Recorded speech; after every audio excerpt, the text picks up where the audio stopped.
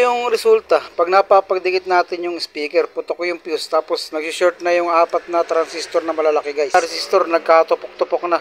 Tapos yung isa namang transistor na maliit ay tipak na tipak na. Yung iba dito ay dinamay na lang nating palitan kasi makalawang na yung mga paa.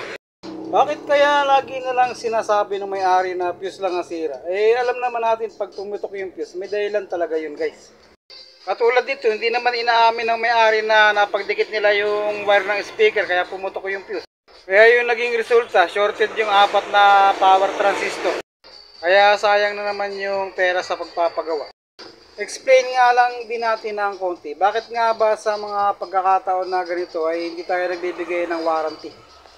Siyempre yung mga reason dyan ay yung unang-una. Yung kasi yung mga may-ari hindi sinasabi yung totoo na napapagdikit yung mga wire ng speaker. Kaya nasisira yung kanilang mga amplifier.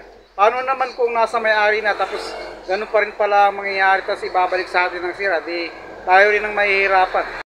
Hindi rin naman biro ang paggawa ng amplifier at pagpo-provide ng pyesa.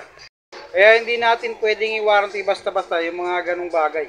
Tapos kung minsan pa, dalawa lang dapat yung speaker, kakargahan ng 4 hanggang 6 na piraso. Siyempre ang resulta niyan, overload na yung unit. Kaya nga lagi nating sinasabi sa customer, kung gusto niyo ng maraming speaker, damihan niyo din yung amplifier. Para hindi ma-overload yung inyong mga unit kung magdadagdag kayo ng speaker. Yung iba kasi laging sinasabi na 4 daw ang lagayan ng speaker sa likod. Pero sa totoo lang guys, 3 piraso lang ang wire niyan guys. Isang left and right, saka isang ground. Yun lang ang wire niya guys. Kahit na sabihin pa natin na 4 yung lagayan ng speaker, ganun pa rin sa loob yan guys. Bakit daw sa video okay, 4 yung nakalagay na speaker? Kaya naman ganun lang nakalagay dun guys kasi mababa lang naman yung watts kaya kayang-kaya ng amplifier. Pag ako kasi naglalagay sa video okay ng 4 na speaker, sinisiris connection ko guys. Para halimbawa yung 200 watts ay magiging 400 watts siya. So kayang-kaya pa rin ng amplifier guys.